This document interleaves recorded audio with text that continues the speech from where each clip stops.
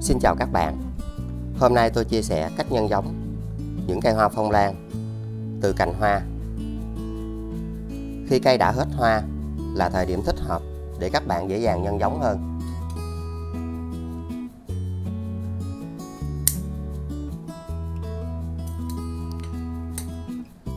Sau đó các bạn hãy sử dụng một tép tỏi.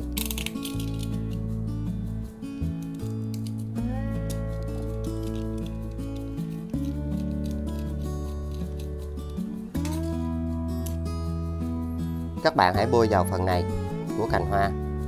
Nó sẽ giúp cho phần này được khô một cách tự nhiên. Vì trong tỏi luôn có tính kháng khuẩn và khử trùng.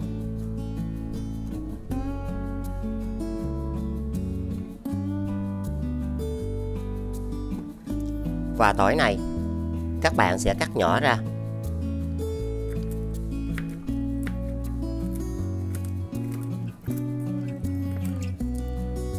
Đây là một trong những cách làm tiết kiệm nhưng sẽ rất hiệu quả cho những cây hoa lan được phát triển chồi.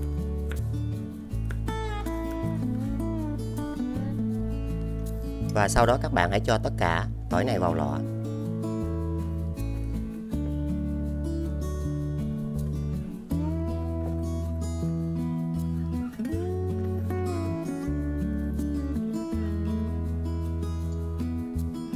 Các bạn sử dụng cà phê được xay nhuyễn từ hạt.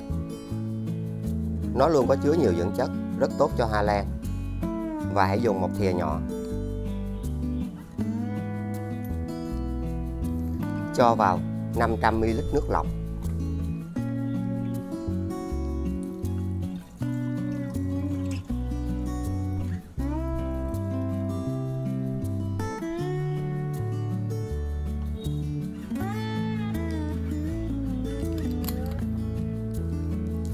Các bạn sẽ để sau 1 giờ.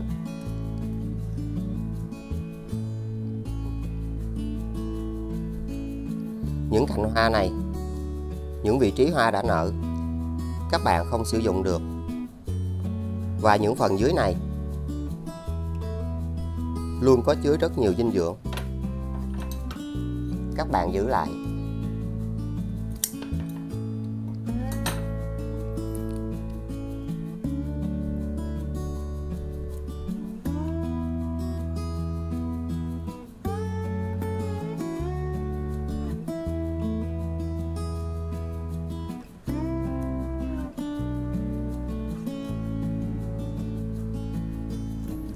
Sau đó hãy gỡ lớp vỏ này ra.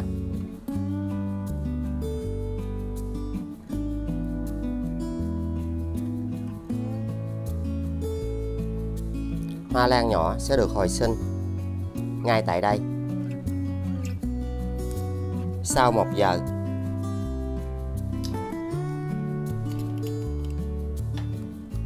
các bạn sẽ lọc vỏ cặn.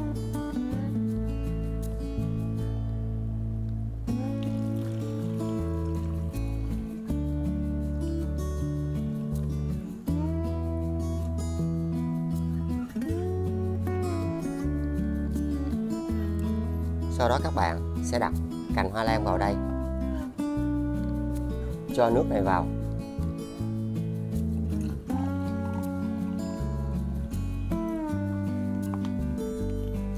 Và để như thế này trong 30 phút.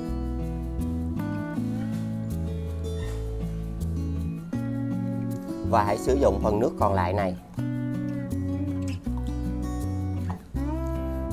Các bạn sẽ chăm sóc cho các chiếc lá. Nó sẽ giúp cho những cây hoa lan không bị nấm, côn trùng. Và đây là một trong những chất hữu cơ bền vững và hiệu quả cho hoa lan phát triển nhanh. Nó sẽ giúp loại bỏ các loại côn trùng và nấm trên hoa lan rất tốt. Và hãy áp dụng cách làm này 15 ngày một lần.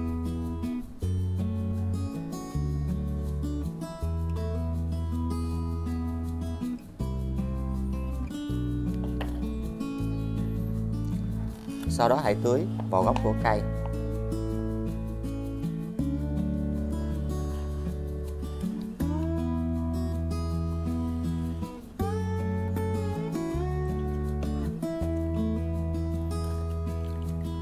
Hoa lan sẽ phát triển rất xanh và khỏe mạnh.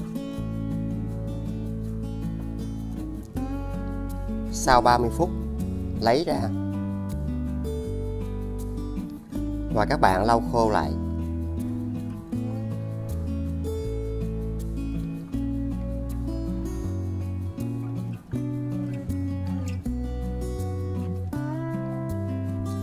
Sau đó hãy sử dụng một cây nến.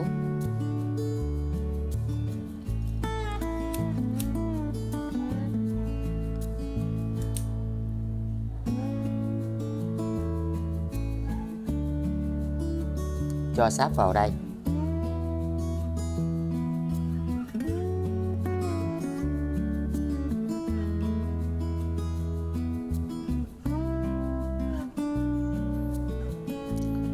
Và cách làm này nó sẽ giúp cho phần này được khô và không thấm nước. Các bạn hãy sử dụng một miếng mút hút ẩm.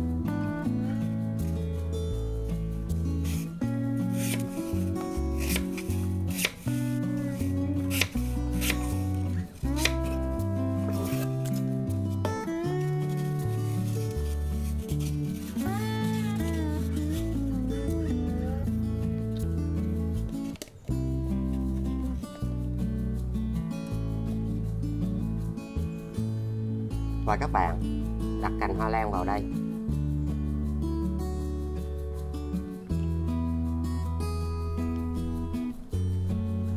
Sau đó sử dụng nước lọc.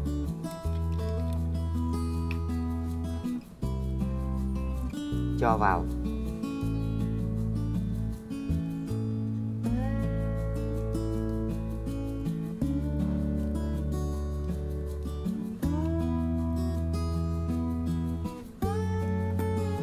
Các bạn hãy kiểm tra để thêm nước. Mút này sẽ được hút ẩm lên để giúp cho gốc cây luôn giữ ẩm. Và nếu nước bị bẩn, hãy thay bằng nước khác. Đặt cây ở nơi có ánh sáng, khô ráo, thoáng mát.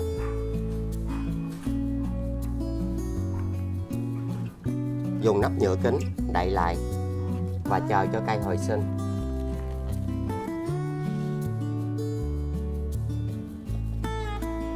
Và đây là kết quả sau 4 tuần tiếp theo. Khi độ ẩm luôn được lưu giữ như thế này và trong một môi trường rất tốt, cây nhỏ đã được hồi sinh.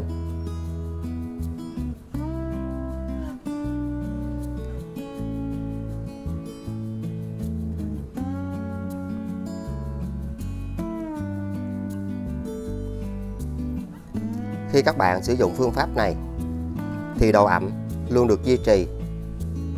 Những cây hoa lan nhỏ từ cành hoa sẽ được hồi sinh và phát triển rất tốt.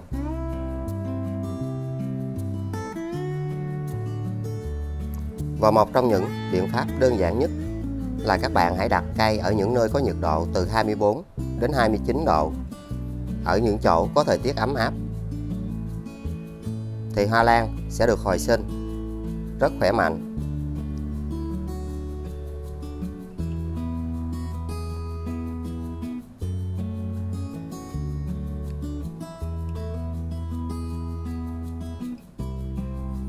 Và bây giờ chúng ta sẽ tiếp tục đặt vào đây.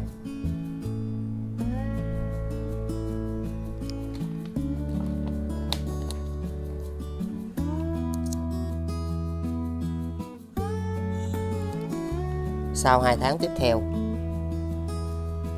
cây hoa lan đã được phát triển trên cành hoa.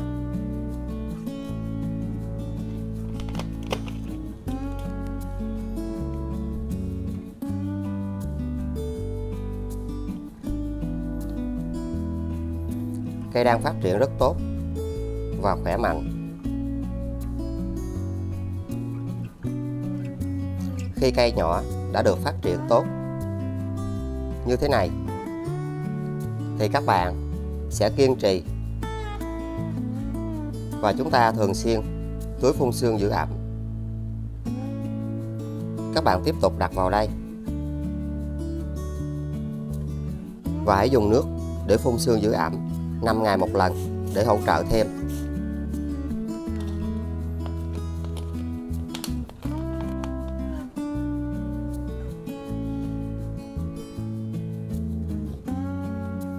Và đây là kết quả sau 1 tháng tiếp theo.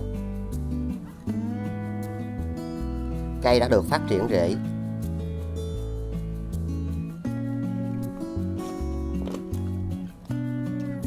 Cây nhỏ đã phát triển rất xanh tốt và khỏe mạnh.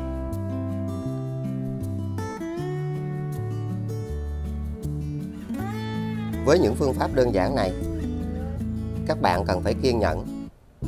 Vì đối với những cây hoa lan thì luôn có những cây nhanh và những cây rất chậm.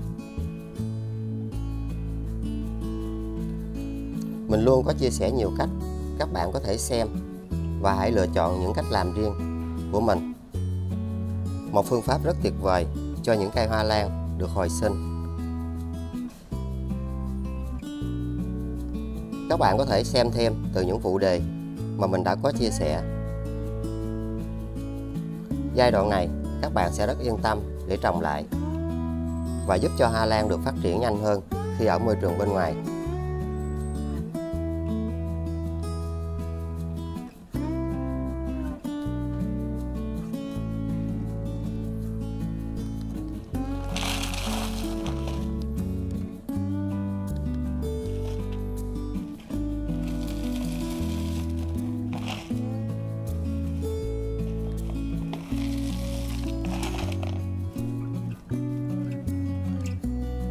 Cho thêm một ít rêu để giúp cho cây giữ ẩm.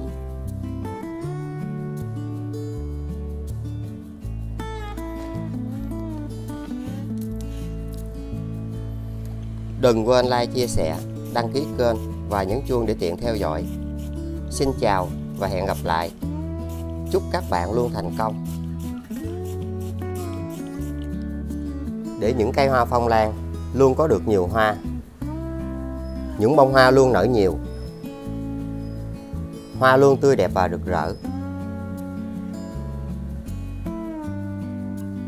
Cây cần phải phát triển luôn được xanh tốt, lá luôn khỏe mạnh, rễ phải phát triển được tốt hơn.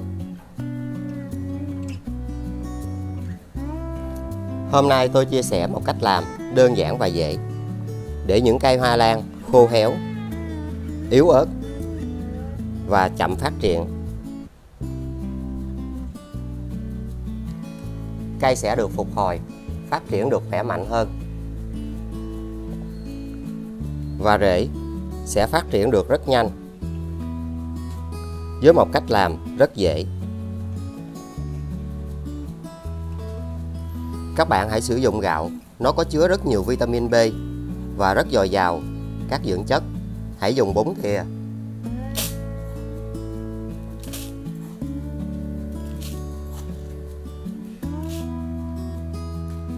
Cho vào 1 lít nước.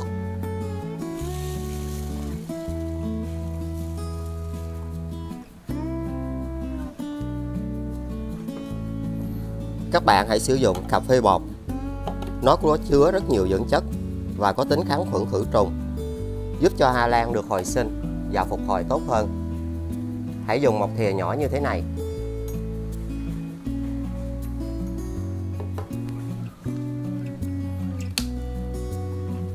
Và chúng ta sẽ cho nước gạo này vào.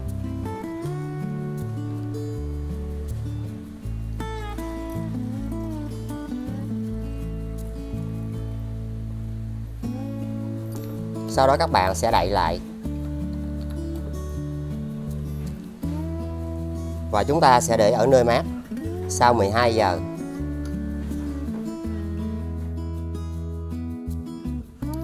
Khi những cây hoa lan đã bị héo và đã bị khô rễ như thế này, các bạn cần phải ngưng tưới nước. Vì khi có nước thì vi khuẩn và nấm trên những cây hoa lan này sẽ phát triển rất nhanh. Do không còn rễ nên quá trình trao đổi chất của cây rất kém. Các bạn hãy cắt ngang đây.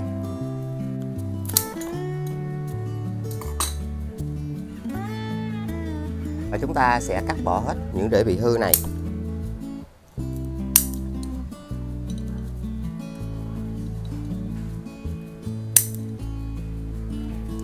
Và những cành khô này các bạn nên bỏ.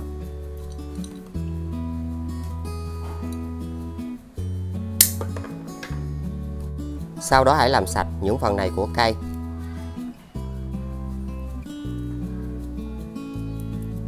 Vì đây là nơi xuất hiện rất nhiều nấm và vi khuẩn.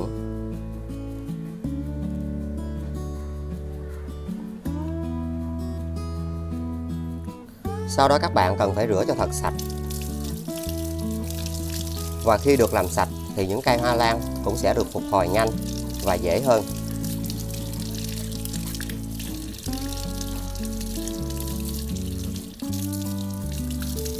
Nếu các bạn không làm sạch thì những cây hoa lan bị héo hoặc kém phát triển sẽ không bao giờ phục hồi được.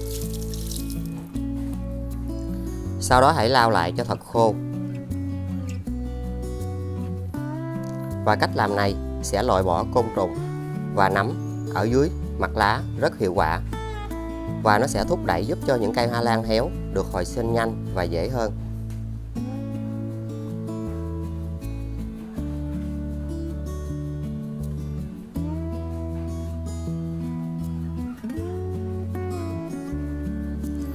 Sau 12 giờ, các bạn sẽ lọc vỏ cành. Và đây là một trong những dưỡng chất rất tốt cho hoa lan phát triển nhanh.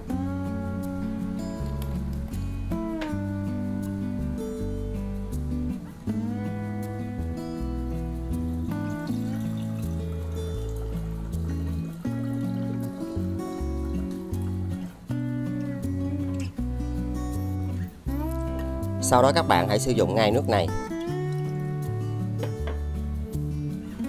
Và chúng ta sẽ lau lá cho cây hoa lan này.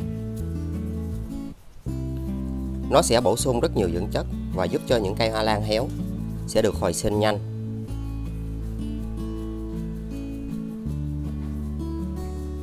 Và đây là cách để giúp hoa lan của các bạn khi trồng lại thì cây sẽ không bị côn trùng và không bị nấm.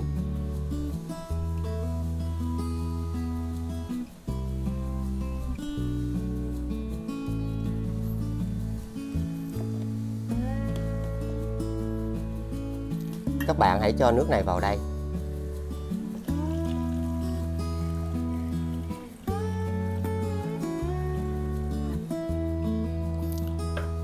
Và hãy ngâm như thế này trong 30 phút. Bộ rễ của cây sẽ được bảo vệ và phát triển được tốt hơn. Và dùng phần nước còn lại này, các bạn sẽ chăm sóc cho cây sau khi đã trồng lại. Và với cách làm đơn giản này, những cây hoa lan sẽ được hồi sinh, phát triển rất tốt. Chúng ta nên áp dụng cách làm này 14 ngày một lần. Những cây hoa lan sẽ có được những chiếc lá cứng cáp.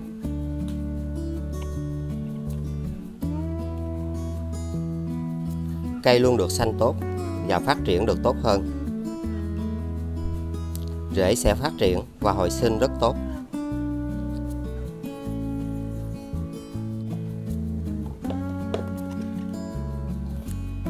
Sau đó các bạn cũng tưới vào gốc của cây như thế này.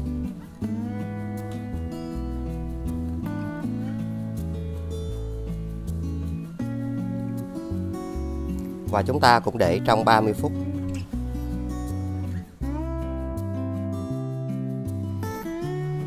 Sau 30 phút, các bạn lấy những chậu hoa lan ra. Và hãy luôn đặt những cây hoa lan như thế này ở những nơi có ánh sáng.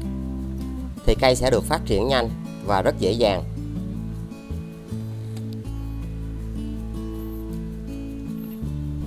Và cách làm này sẽ giúp cho bộ rễ của cây được hồi sinh rất nhanh.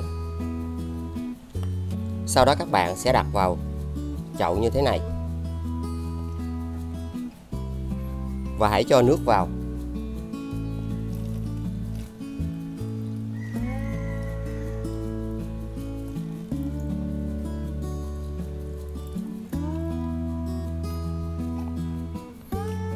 Nước chỉ vừa chạm vào những chiếc rễ này, không chạm vào gốc của cây.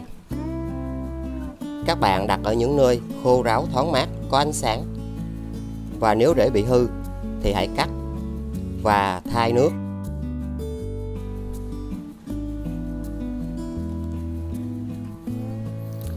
Các bạn sử dụng nước để phun sương, giữ ẩm cho lá. Và hãy áp dụng 3 ngày một lần, nó sẽ giúp cho lá không bị héo.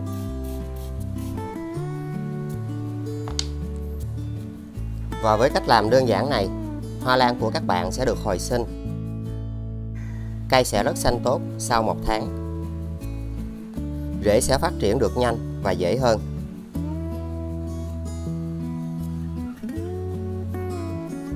Chỉ cần một trong những chiếc rễ này tiếp xúc với nước sẽ giúp cho hoa lan được hồi sinh toàn bộ.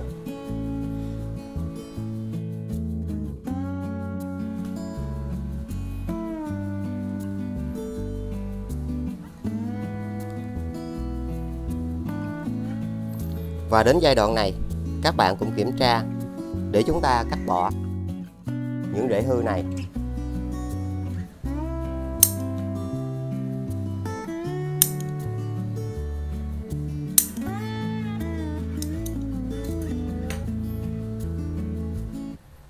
Khi các bạn sử dụng nước để hồi sinh những cây hoa lan thì rễ sẽ luôn phát triển được rất tốt. Những chiếc rễ sẽ rất khỏe mạnh.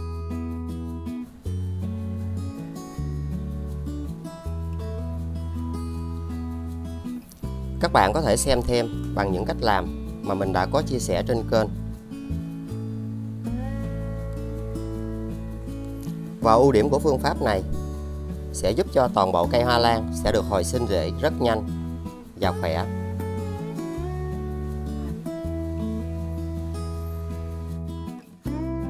Các bạn sẽ thay nước và chúng ta sẽ đặt vào đây.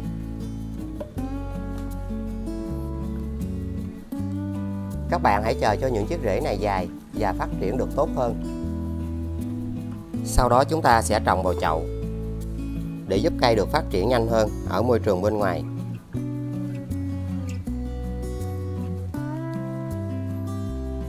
Và với những cách làm đơn giản này, khi trồng lại, hoa lan sẽ được phát triển.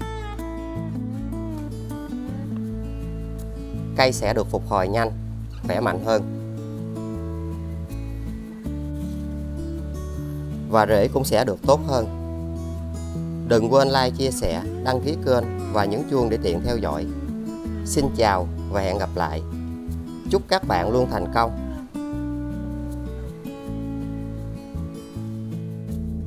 Rất vui được gặp lại trên kênh của mình. Khi hoa lan có được những chiếc rễ khỏe mạnh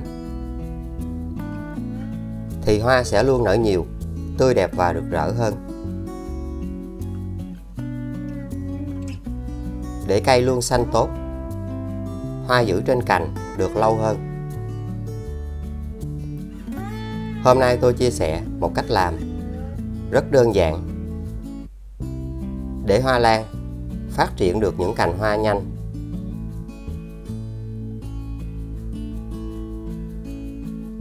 Khi những bông hoa chưa rụng,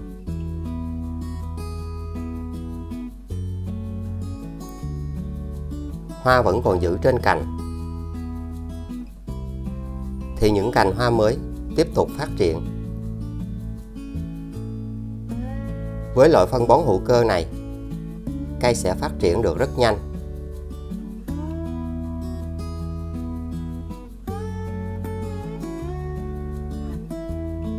Những cành hoa phát triển trên cùng một thân cây. Những cây hoa lan yếu sẽ luôn được xanh, rễ phát triển rất nhanh. Với cách làm đơn giản và rất dễ này, những cây hoa lan của các bạn sẽ luôn được xanh tốt,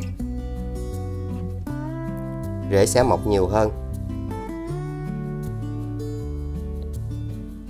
Hãy sử dụng cà phê bột, nó có chứa rất nhiều dưỡng chất và có chứa nhiều kali. Dùng một thìa nhỏ sẽ luôn giúp ích cho hoa lan phát triển được nhiều hoa. Cho vào 500 ml nước đun sôi.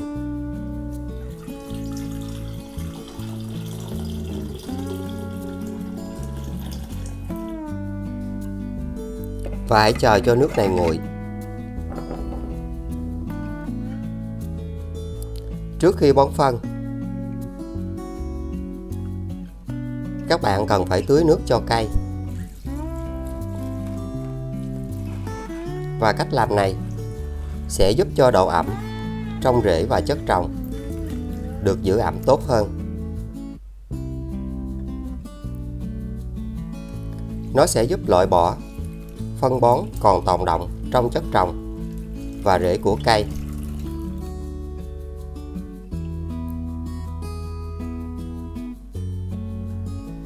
Vì những loại phân bón lâu ngày sẽ bám vào rễ và làm cản trở sự phát triển của cây.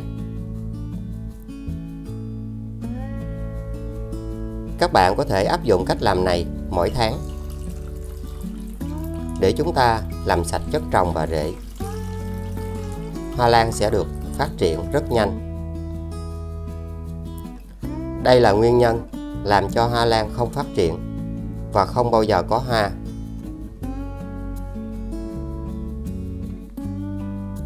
Sau khi nước đã nguội,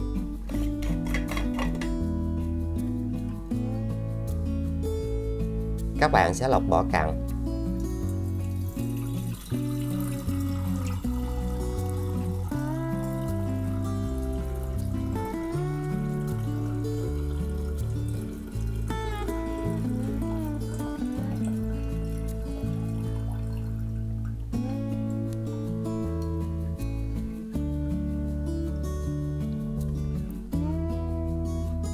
Cho thêm vào 1 lít nước ở nhiệt độ phòng.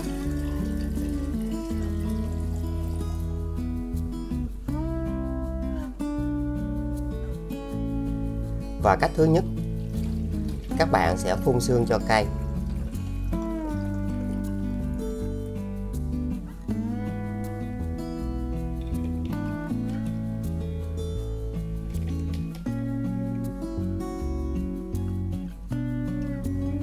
Nó sẽ giúp cho những cây hoa lan không bị nấm, không bị côn trùng. Hãy phun dưới mặt lá và hãy áp dụng cách làm này 2 tuần một lần. Hoa lan sẽ không còn côn trùng.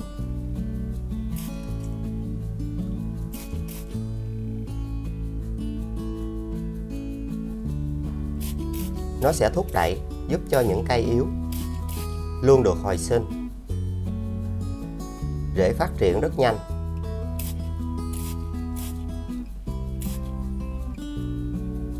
Và các loại côn trùng như nhện, riệp, bọ trĩ sẽ không còn trên những cây hoa lan.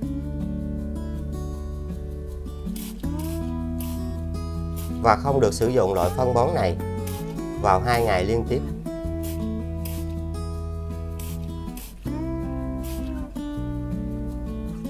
Các bạn có thể xen kẽ với các loại phân bón khác để giúp cho cây phát triển được xanh hơn.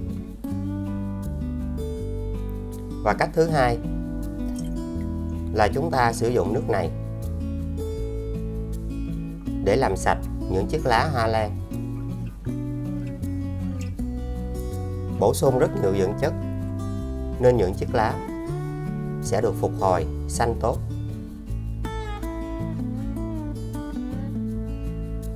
Và nó cũng sẽ giúp cho hoa lan không bị côn trùng.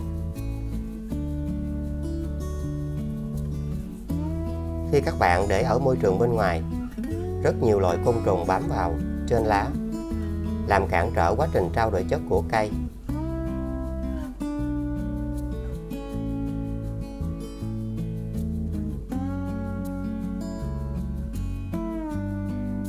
Với những cây hoa lan không trồng trong môi trường bên ngoài, các bạn vẫn thực hiện điều này.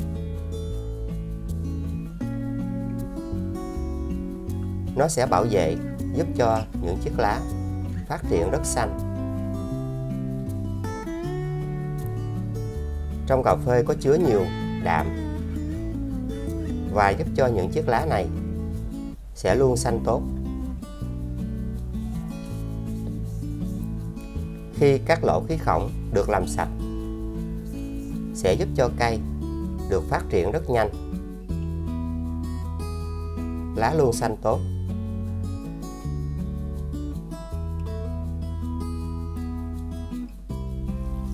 Tưới ngay vào gốc của cây theo cách này thì hoa lan sẽ luôn được lớn rất nhanh. Các bạn sẽ để như thế này trong 20 phút.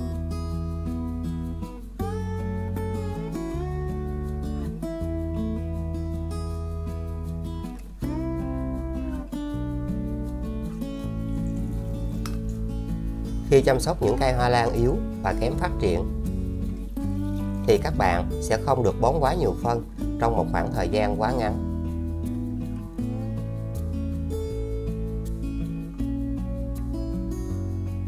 Loại dinh dưỡng này sẽ thúc đẩy giúp cho cây quang hợp, tạo được diệp lục rất nhanh.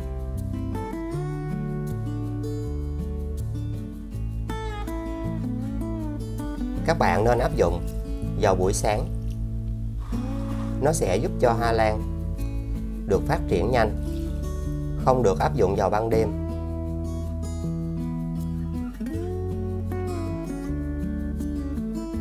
Sau đó hãy lấy ra, đặt ở những nơi có ánh sáng như là ban công, cửa sổ. Không để ở những nơi có nắng chiếu trực tiếp. Những cành hoa sẽ phát triển dài và những bông hoa rất lâu tàn.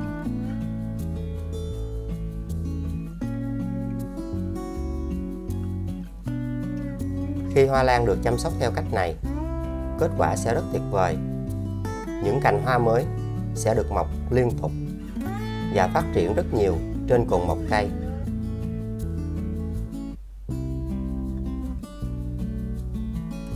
Với những cây chậm phát triển và yếu ớt thì sẽ có được bộ rễ rất khỏe mạnh.